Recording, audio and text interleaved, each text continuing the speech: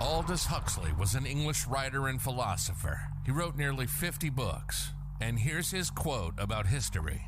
That men do not learn very much from the lessons of history is the most important of all the lessons of history. Welcome to the History Slices podcast, a mother-son duo discussing awesome bits of history. We prove on every show that history is not boring, entertaining, yet stimulating. This is History Slices. And now, here's your hosts, Jacob and Rachel. Hello, thanks so much for joining us on this episode of the History Slices podcast. I'm Rachel. And I'm Jacob. And Jacob, I remember we're talking about Marcel Marceau today, Yes. and I just really like how his name sounds. Yeah.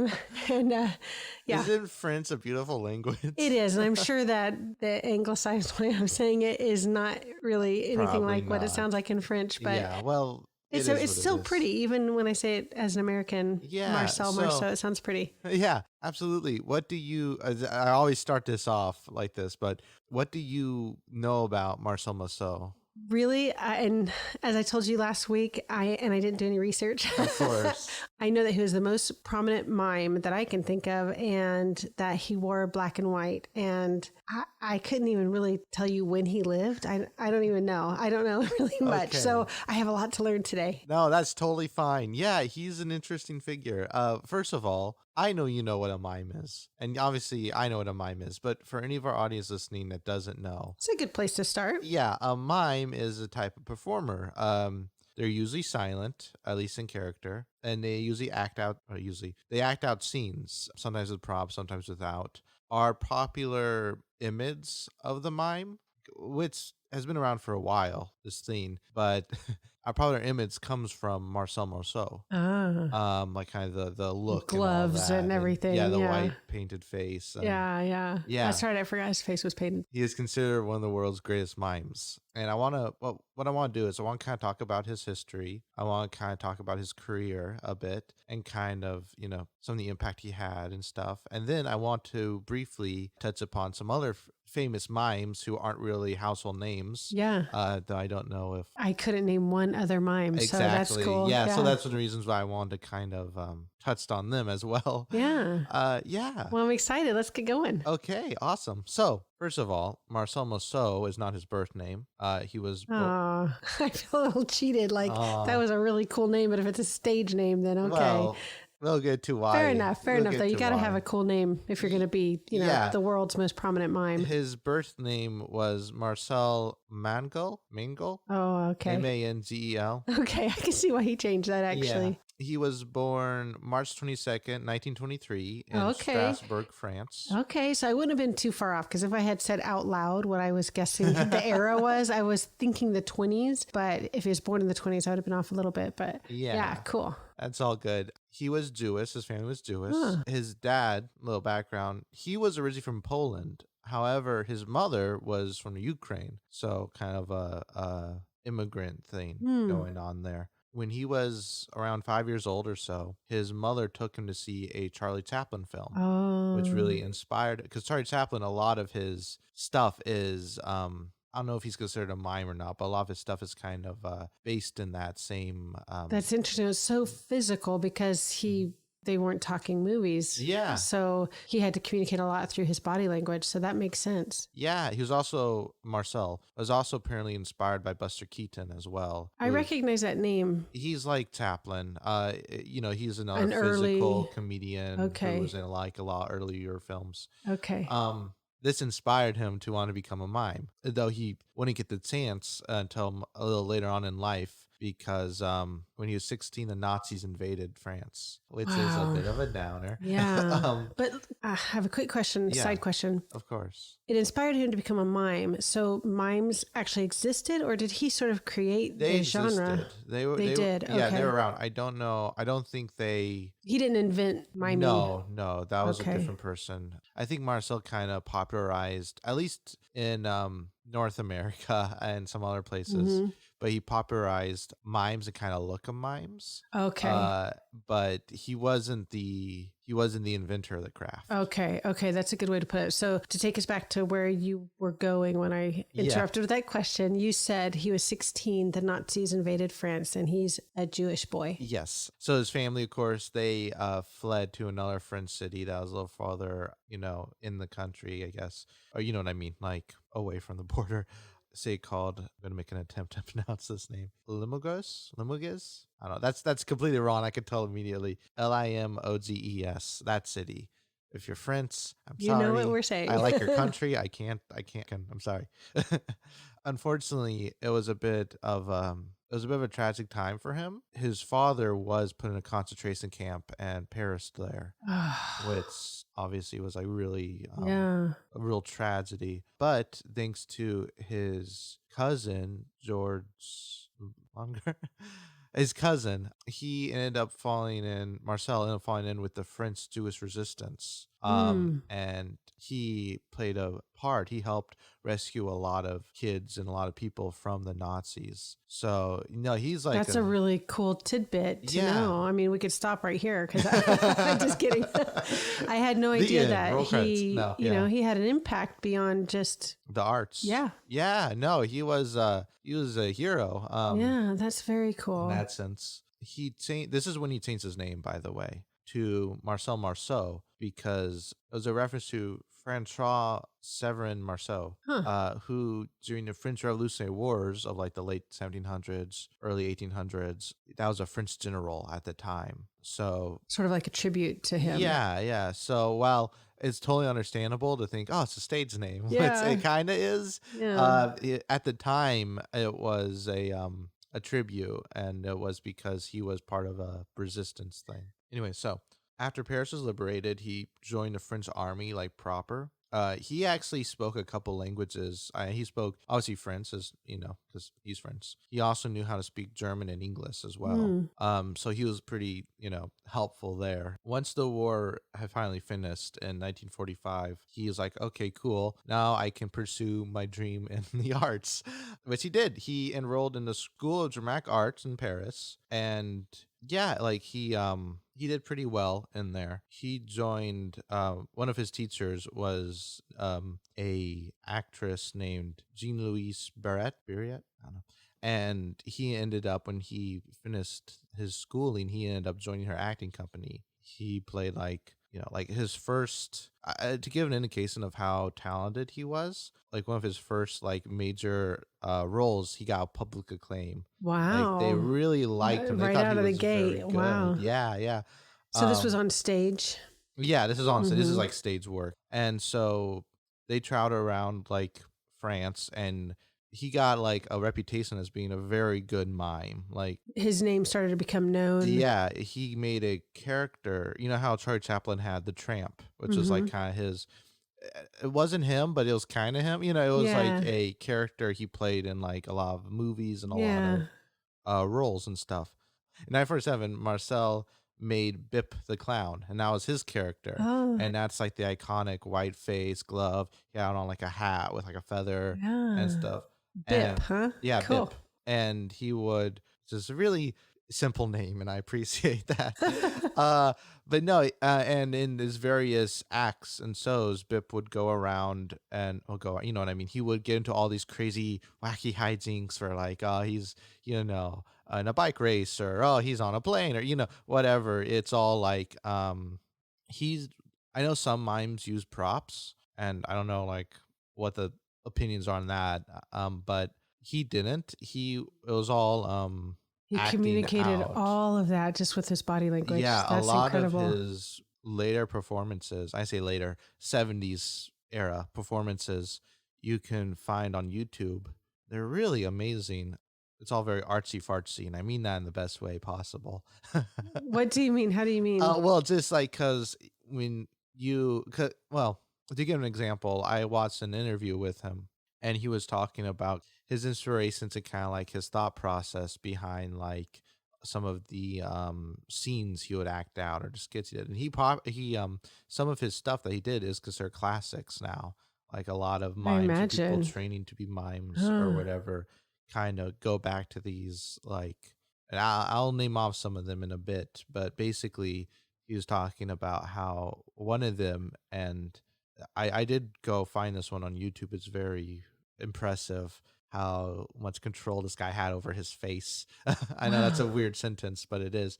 He had this scene called the Mask Maker. And what he would do is basically, as he explained it, it's about a guy trying on different masks and different like facial Mm. expressions. And I can't really act it out because we're Yeah. on a We're not podcast, we're visual. not from a camera. But basic, and I wouldn't be able to do it justice anyways. Basically, what he did was he would have his hand up over his face, and his expression would change very quickly. Like it go from a neutral to like a really happy to like a really sad to, and there's at one point in like the performance I saw, he was switching on mask so crazy that his face was just like just Wow. changing like it Wow. was nuts. And as Marcel explained it, he's like the last mask is like the mask maker represents humanity and all the faces humanity has, and the last mask is humanity's true face. It was all very Very interesting. So there's a lot interesting. of meaning and symbolism Yeah, to it. It it's all wasn't very just, yeah. artsy, and I don't mean that in a bad way. Just Well, because art tries to communicate without, yeah, yeah. well, I was going to say without words, but that's not always the case either. No, But no, but yeah, art's about communicating feelings mostly, right? I mean, yeah, yeah. pretty much. It's about kind of exploring, Yeah. The like human condition. And yeah, yeah, it's all that, and I'm like, yeah, no, sir, that makes sense. It's a cool yeah. performance. But anyways, so that was Bip. He once compared Bip as a or called him a modern day Don Quixote, Oh, which no kidding. yeah, I thought was interesting because I'm like, oh, that's mom's favorite book. Yeah. Um, I really do like that. yeah. Yeah. So But why? why I think it. So Bip the Clown was like Don Quixote? Yeah, I think it might have just been all like the wacky hijinks he got in and stuff. Okay. I That's don't think he thought he interesting. was a medieval knight or Yeah, no, anything no. like that. Yeah. More in the personality maybe or Yeah, something. than the story. Mm-hmm. What's funny is that despite being a mime and being silent when performing off stage, out of character, he was known as being very talkative, That's something. which I thought was really humorous when I Yeah. read that. I'm like, oh, haha, because I don't know, like I've heard, and I don't know if this is a misconception or a rumor spread by non-mime people to other non-mime people. I don't know. I heard that like at one point or another, I heard that there's like a vow of silence or whatever that they're supposed to take, and I'm Huh. like, I don't know if that's true, Huh. or it definitely wasn't true for Marcel because Because he had a reputation he for was a being chatterbox. Yeah. Just not in Interesting. character. Yeah. Yeah. But yeah, some of his scenes that he made besides the mask maker, which I talked about already, was the cage, walking against the wind. I feel like the cage is probably one that I'm assuming that's the one where it looks like he's in a glass box, Probably, sort of. yeah. Yeah. Walking against the wind, which is what it Oh, sounds yeah. like. Yeah. Which is hard to do, by the way. In the park, which I'm not too familiar with. And one of them, which I couldn't find like a good video of this one, but I'm sure it's probably out there. I just didn't look hard enough or whatever. But a critic once talked about one of his scenes called "Youth, Maturity, Old Age, and Death." Oh, wow. And That right, yeah, sounds that's really why I wanted to try serious. to find Yeah. it. But a critic, he said, and this is a very short quote, don't worry. But he said that he accomplishes in less than 2 minutes what most novelists cannot do in volumes. Right. Mm. So people were very impressed by this guy. Wow. That's really something to have that kind of admiration for what you do. Mm-hmm. He must have practiced a lot. Yeah, it must have been. He's considered, like I've said this before, but he's considered one of the greatest mimes in like world history so far. And when you hear about all like the praises and stuff that a bunch of people gave him, you're like, I can kind of, Yeah, and as sad as his youth was with the all World War II and everything, I'm sure that those experiences helped shape his performances, who he was, and then in turn his. They're not real. They were like, what am I trying to say? That they are significant, like that youth, maturity, old age, death thing. That's a serious. That is. That's a serious, real human condition thing that everybody can identify with. Well, what's interesting, and again, I unfortunately am not very well informed with mimes in general. There's a lot of things I need to be more informed about, I feel like, but I don't know if I need to be more informed about mimes or whatever. You know what I mean? I get the impression that it's comedy, but it's also can be serious comedy, as if that makes sense. Things Like, that make you think about. yeah, well, like I'm reminded of again Charlie Chaplin reference. I'm reminded of I think it's City of Lights or something like that. One of his films. It was a talkie. It was like at that time later on, but he has a very sad like story. It's very funny because it's Charlie Chaplin, but it's also like, oh geez, that's sad. Yeah. Um so I don't know. It's it might just be like looking for that emotional response. Mm-hmm, mm-hmm. Um which if so, this is success. But Yeah. another interesting thing I found out about him is he founded the first pantomime company. Obviously, theater companies were a thing, of course, Mm-hmm. but he found the first kind of all mime one, Interesting. which was Was called. that still in France then? Yeah, this was, I Mm-hmm. think, was still in France. I mean, I don't know that he left France like to live, but so I'm assuming, yeah. Compagnie de Mime Marcel Marceau, something like that. I Uh-huh. don't know. I can't. I can't. Yeah, French is a difficult language for me, which is, But the makes me wonder why we keep the company was revisiting named it. after him. It Yes. bared his name. Yes, Okay. it was literally like Marcel Marceau's mime company. That's Marceau. Yeah, Marceau. So now keep in mind, most people in America didn't really know what a mime was at this time. In 1955, he did his first tour in the United States, and that kind of got a lot of people like, oh, look at this Yeah, what is crazy this? European thing, Huh. and they really liked it. You got a lot of standing ovations in Chicago, in San Francisco, Philadelphia, a whole bunch of cities. It was in Washington, D.C. Like, he did like It was successful. something that is really apparent about this guy. He liked to tour because he toured everywhere. That's how he got worldwide fame, is because he toured all over No the place. kidding, huh? Like all like Asia, Asia, like Well, a back bunch then, of different. YouTube wasn't around, so it's Yeah, not I like know. he could Yeah. be filmed and then have it distributed throughout the world. So he had to actually go there. That's interesting to think about too. It also helped that he had a lot of televised appearances. Oh yeah, that's true. That's true because there was TV. It's not like there wasn't film in Yeah. 1955. It wasn't that long ago. But it was still like he was like I don't want to be too overly speculative about his thoughts or whatever, but he was very photogenic. Probably because he's a performer. So I was like, well, yeah, duh. But I also just like, he didn't mind being in front of the camera, you know. Well, at one point, we'll get back to that, but at one point he even collaborated with Red Skelton a few times. Huh. Who I know you know who that Yeah, is, but yeah. for people who don't, he's another kind of physical comedian from like back in the day. But yeah, he had a few movie roles as well, Marcel did, including the 1968 film Barbarella, which is a film that I personally am a fan of. So I recognize that name, but I don't think I've ever seen that movie. So was that? I wonder if that was filmed in Hollywood and he was living in the States during the time I of don't the know. filming. I think that's a French film, but I Oh, could is be wrong. it? Well, Oh, it's based okay. off a French comic book. Oh well, but maybe I'm totally wrong. I don't know. Yeah. He was. It's a weird movie. First of all, Yeah. like I'd only recommend it if you're into weird '60s movies that are probably designed to watch while stoned. But Yeah.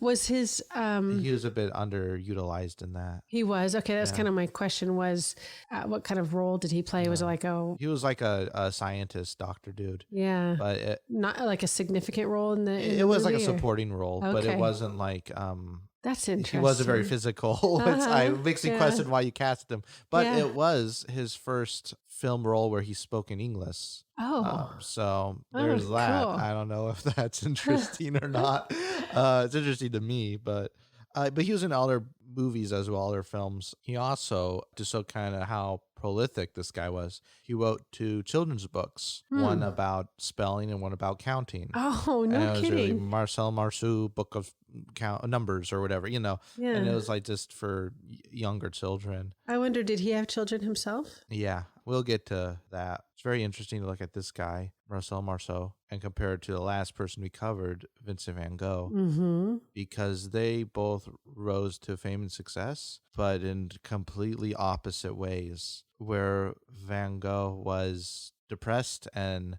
not successful until after his death, Marcel was very well adjusted, at least as far as we know, and enjoyed like fame and success in his life. That's nice. It's nice to know that he was happy and really overcame a really rough start. Yeah, honestly. like the whole world at that time. I guess anybody who was living, but to be a young person too, and have that, in the formative years, and then he really. Well, that's one of the reasons why like the baby boom happened, is all these soldiers returning home, and it was like a I don't want to be too crude, but it was like a big celebration. Let's say people were really happy that oh, thank God that's over with. Let's just quiet normal life now. So later on in his life, he ended up, this is a weird kind of connection, but he ended up befriending pop star Michael Jackson. This was at Jackson's That's fascinating. had more of it, the height of his career, or like whatever, before everything that happened later on. But some of Michael Jackson, he spoke very highly of Marcel Marceau, and he was a big fan of him, and he took a lot of his dance moves from him. That's really interesting. What about the glove Influence? Yeah, there might have also been something like that as well. That's I don't quite know, but little shout out maybe. Maybe, yeah. But that's just another kind of connection, I think. And I don't know, but I get the feeling that Michael Jackson's a little more well known than Marcel Marceau is. I don't know. But That would be an interesting pull to take, because of course, I think both of them might be known worldwide, although maybe people maybe know more about Michael Jackson. I'm just speaking, I guess, from a more American perspective. I don't know. That's really fascinating, though. So by the time that Michael Jackson and Marcel were getting to know each other, Marcel Marceau must have been in his 60s. He lived to 2007. So you mentioned that You asked if he had kids earlier. Yes. Yes. Well, he actually, throughout his life, and he lived to be 84 years old. Nice. That's good to hear. He had a pretty decent run of it. He was married 3 times. The first was to Huguette Mallet. I think that's how you say her name. Unfortunately, they ended up divorced in 1958. I don't know the reasoning for it. Maybe it was just like differences or whatever. It didn't work out regardless. Then he ended up marrying Ella Gerolsowitz. They ended up married in 1966, so a little while later. But so he was unmarried for some time. Yeah, but unfortunately that also fell apart as well. He ended up divorced. Finally, he married, and I'm trying not to call her Sicko. Her last name is Sicco. Psycho? No, that's worse. Let's say Sicho. Sir. Anne. He married a woman named Anne in 1975, and they stayed together until he passed away. I imagine it might have been hard to be married to somebody like that, who travels a lot, who's got pretty high demands on his time and attention. So who did he have kids with? Well, throughout all these relationships, he ended up with 2 sons and 2 daughters. I'm not sure. One of them he had no kids with. One of them had the daughters, and the other had the sons. Okay. I'm not sure which one's which, but he also had, I don't know if it was an affair or a relationship or what have you, but he had I suppose it was a relationship with Paulette Frankel, who I should say, she's still living. She's a courtroom artist. She's still living? Yeah, she's still around. She wrote a book about her relationship with Marcel. Wow. Which I'm not going to repeat the title, probably because I don't really remember it. It's kind of a long title. Also because it's like what was it? Love, Lust, in My Time with Marcel, or something like that. And Marcel, know. It's very like, okay, so they were a little bit of a biography type. Kinda, yeah. He got a whole bunch of honors, a whole bunch of awards. Like, before he passed, he was like I wouldn't necessarily say like A-list celebrity, because I don't really know what that means or how one would quantify that. But he was one of those celebrities that like met with heads of state and stuff. You know what I mean? Like he was really well known. He was really famous. He passed away, like I said, when he was 84 on September 22nd, 2007. There's a photo of him from 2004, and I don't know if it was just an unflowering photo or not, but he looked old. Like I know obviously he was old, but I mean he didn't look. He would have been about 81. Yeah, he didn't seem very, I don't know. I don't want to judge or be like subjective or anything. Go like ahead, that. spit it out. What did He he didn't look look like? good. Yeah. he Not just old, but he looked. He looked kind of. I think he passed away in his sleep. I don't think it was an illness or anything, but he looked sickly. Okay. And that might have been just because of like his life as a performer or something like that. I don't know I don't know what effects, positive or negative, that would have on the body, but regardless, He didn't look great in he didn't that look great. picture from 2004. Yeah, but his costumes and his belongings, like the whole Bip outfit, it sold for a staggering like $700,000 at an auction in Paris, which is they anticipated an amount, but it ended up selling for like almost double that amount that they anticipated. It it had the top hat, paintings and stuff, art stuff. It was like his stuff basically. A lot of those objects are up for public display. I think in Paris, I like the National Library. Oh, that's so cool. So yeah, wow. so you can. I mean, well, that's neat. Maybe not now, but Yeah. with everything going on. But like, if you ever visit Paris, you can maybe check that out. Yeah, that sounds really cool. Now, recently, like March of 2020, a film came out called Resistance that was about Marcel's time with the French resistance during World War II. It stars Jesse Eisenberg. I haven't seen it. I heard it was okay. Yeah. Like maybe not great, not terrible. It was okay. Yeah. But don't let that, like, if any of our dear listeners are curious and want to check it out, go check it out. I might go check that out. Well, I don't know. It may not be my type of movie, Maybe but not. It sounds like it would add some depth to knowing about Marcel Marceau. Another funny another funny little side note, during my research, I didn't know about this movie until I was watching videos of his performances. I scrolled down to the comments just out of curiosity, and there's a lot of comments saying, "Who's here from Resistance?" I'm like, "Oh, that's what's that?" funny. So I looked. I'm like, "Oh, they made a movie. Of course they did." Oh, that's really funny. I'm surprised it took so long. Maybe. Yeah. I don't know. Yeah. So before we really wrap up, I wanted to talk about some other kind of famous mimes and kind of shed some light on them. Yeah. I didn't want to make like a super long list because I didn't want to bore our audience or you with just a bunch of random French people. But Are all the ones on your list French? No. Okay. I tried to be very international when selecting. I selected 4 that I thought were interesting. Okay. First one was French. His name was, and again, this is a very suspect pronunciation.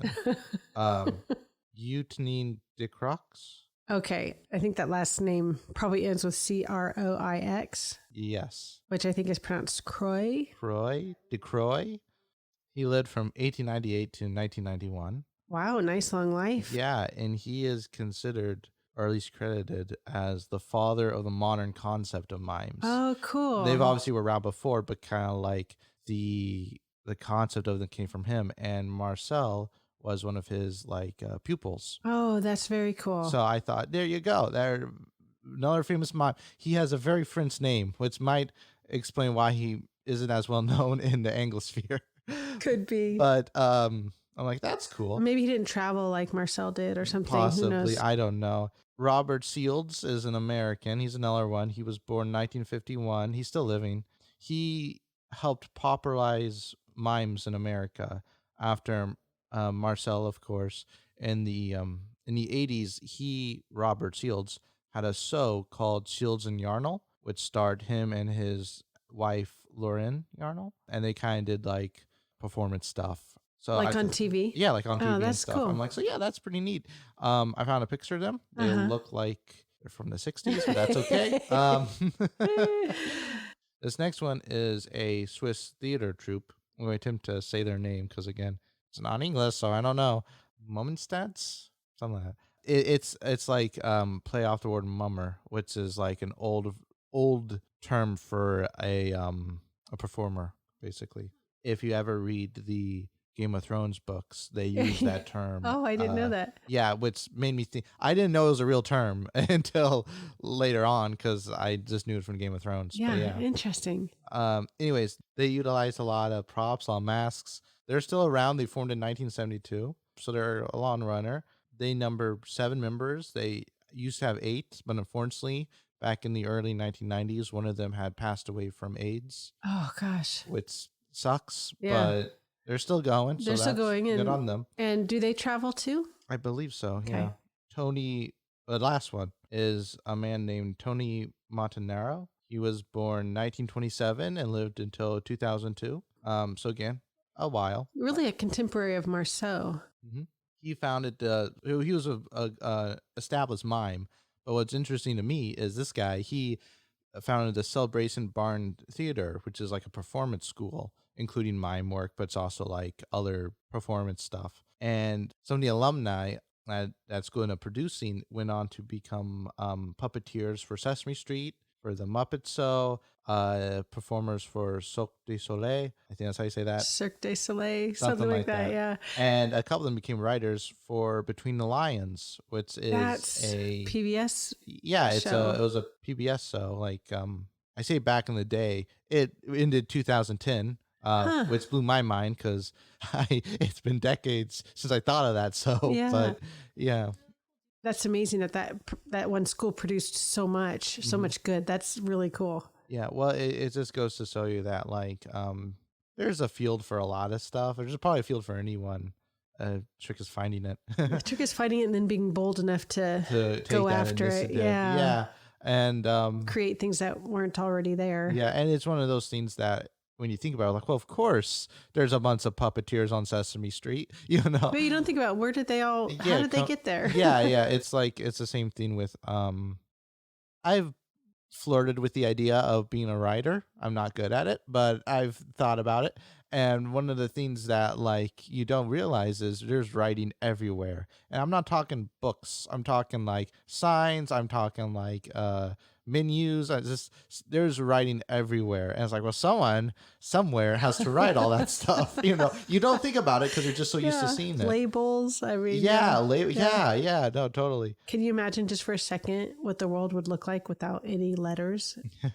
Well, any words written? The Incas, they developed their language. They didn't have a writing system, but they still built like Machu Picchu, and they still had they also had a unique counting system as well with like bundles of sticks and stuff. Yeah. But yeah, it was like I think, if I'm not confusing them with something else, but yeah, it's I can't imagine we would be where we are now. Anyways, that's a little bit of a side thing. Serious. I wanted to, yeah, I know.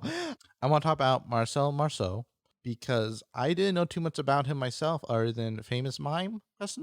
So I was doing some research, thought, oh, this would be a cool topic to talk about.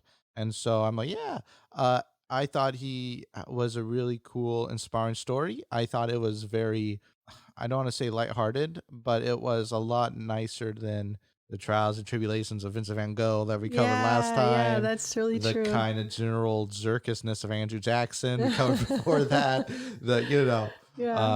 That one whaling vessel we covered way back where like everyone died. Like, I thought this was like a nicer kind of thing. I think so too. I think it's a bright spot. And I think you did a good job covering sort of the biographical information. So two of the interesting things that I learned, I think, were his involvement in the war effort, or whatever, however you want to phrase that, and how long he lived. Like, I'm surprised that he was living during most of my lifetime. Mm-hmm. I know what you mean, because that kind of surprised me too, because like I didn't really know when he lived either. Like, if you go on if you Google pictures of him, there are a lot of them are black and white photos. So I'm like, oh, so he's old times. But he passed away a year before Obama was elected, to put that into context. Yeah, that's a really good way to put that into context. Wow, that's really crazy. I'm sure at the time we probably heard it and didn't really sink in or remember it, but that's really interesting. Well, nice job talking about Marcel Marceau. I'm glad you're interested. I'm glad you enjoyed it. Yeah. I hope our audience did as well. I hope so too. Yeah, I'm real sorry. I know that like we've been covering a lot of people recently. Next time though, we won't be. But before I get into that, you were going to say something. I actually was going to ask you. Oh, great minds think alike. That's right. Awesome. So what are we going to talk about next week? Because I know you promised that it wasn't going to be about a person. So I'm curious. This is an event. Okay. And this is the football war. The football war. Yes. And I'm not talking about what we call football in America. I'm talking about what we call soccer. Okay. But everywhere else calls football. Oh, that's cool. Okay. So I haven't heard of the football war. I don't believe. Maybe like a vague glimmer somewhere in the back of my mind about the football war, but nothing else really. So it'll be a blank slate. Awesome. Great. Well, I can't wait to dive into that. It's a crazy story, but we'll get into that next week. Thank you for joining us. Yeah. Thanks for listening. Until then. Bye. Confucius once said, "Study the past if you would define the future."